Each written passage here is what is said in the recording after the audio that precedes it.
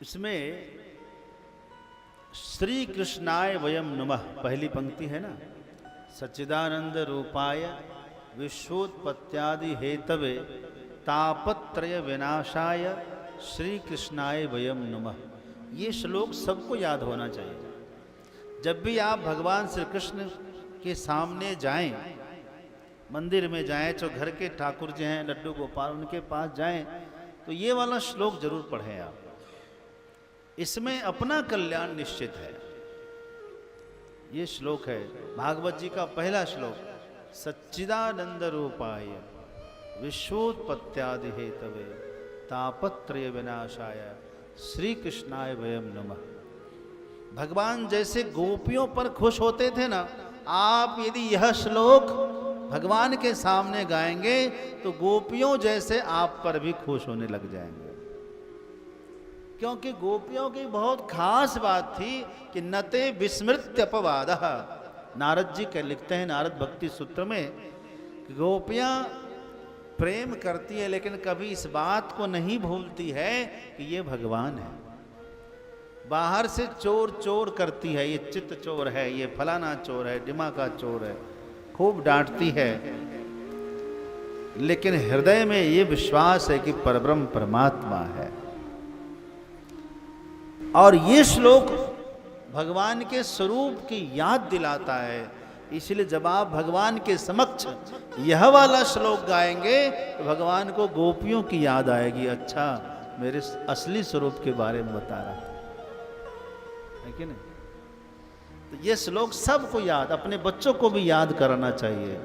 पहला वाला श्लोक मेरे साथ फिर से बोलो, सच्चिदानंद रूपाय विश्वोत्पत्त्यादि हेतवे तापत्रय विनाशाय श्री कृष्णाय वयम नमः। नमः वयम मतलब हम पूरा परिवार भगवान को प्रणाम करें। सुबह सुबह ठाकुर जी का जब पट खोलें घर में, पर्दा हटाएं तो यही प्रणाम करें, यही श्लोक बोलें।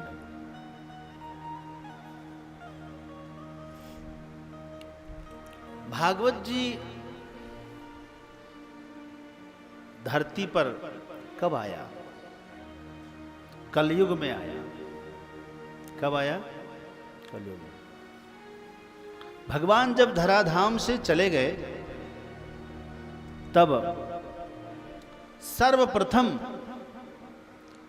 भगवान श्री कृष्ण की पत्नियां जब मथुरा गई और मथुरा में उनका मन नहीं लगा, तब सब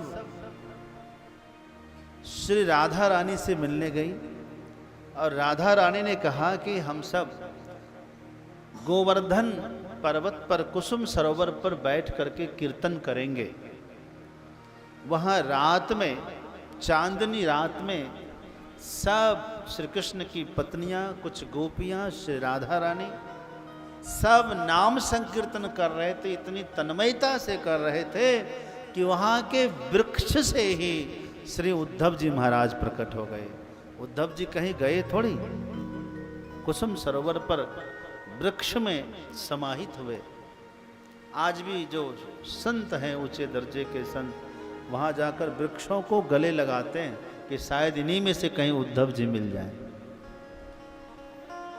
हाँ हाँ।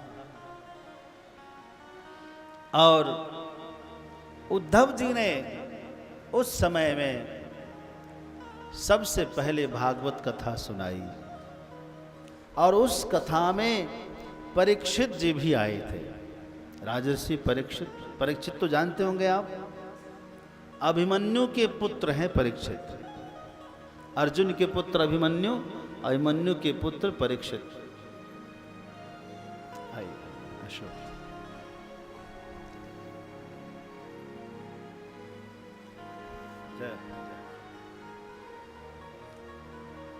ये हमारे अशोक भाई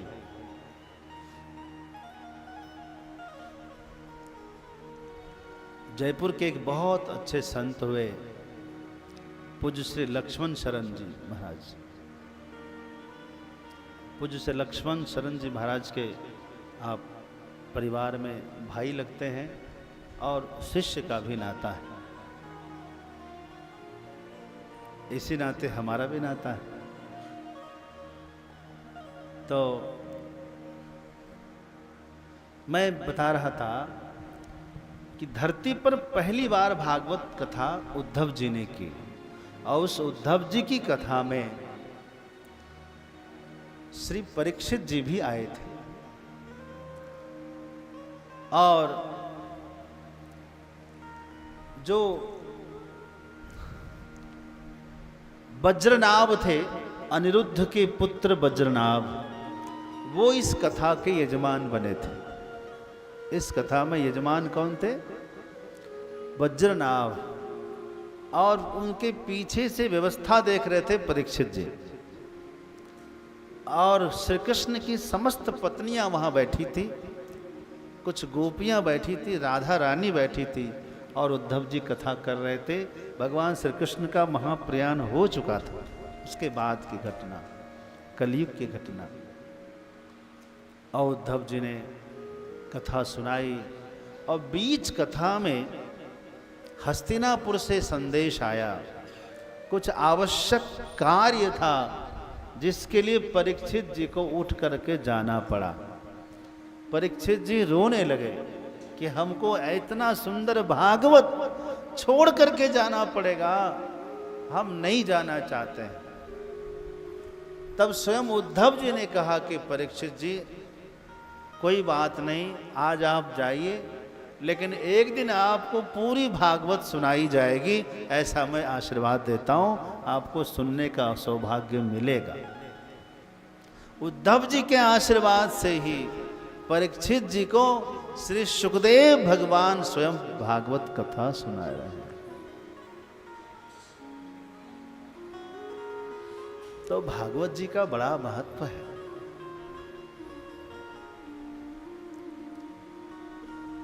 सुखदेव जी कौन है आपको पता है?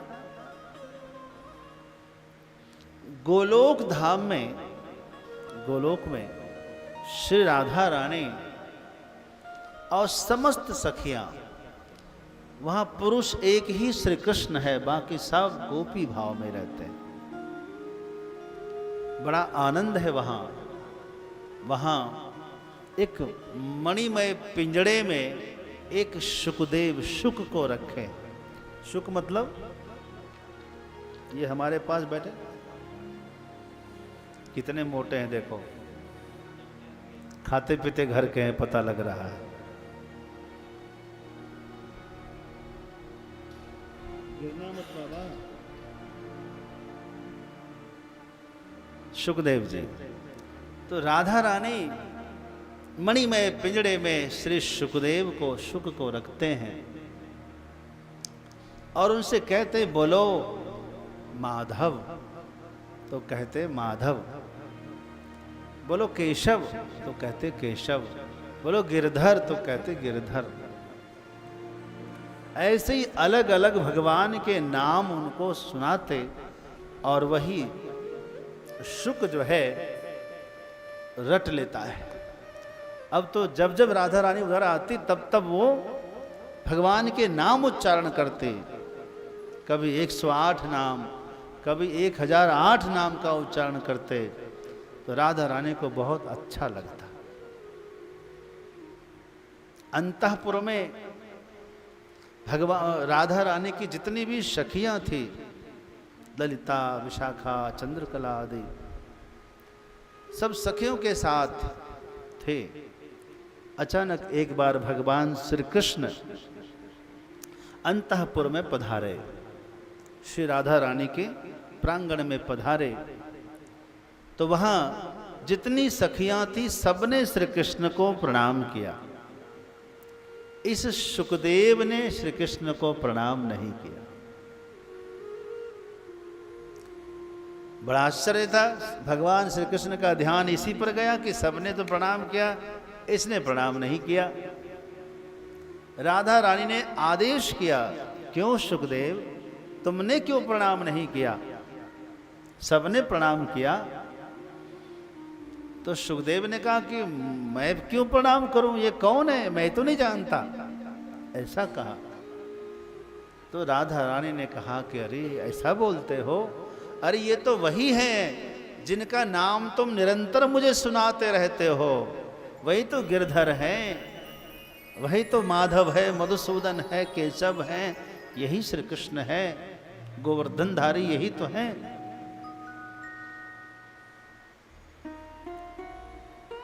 अब नाम जपना अलग चीज है, लेकिन भगवान को जानना अलग चीज है। सुखदेव जी नाम तो भगवान का जपते थे, रोज हजारों बार नाम लेते थे, लेकिन भगवान को जान नहीं पाए थे। बस यही दिक्कत थी। श्री राधा रानी ने कह दिया कि मैं तुम्हारा त्याग करती हूं, तुमने मेरे स्वामी को प्रणाम नहीं किया, जाओ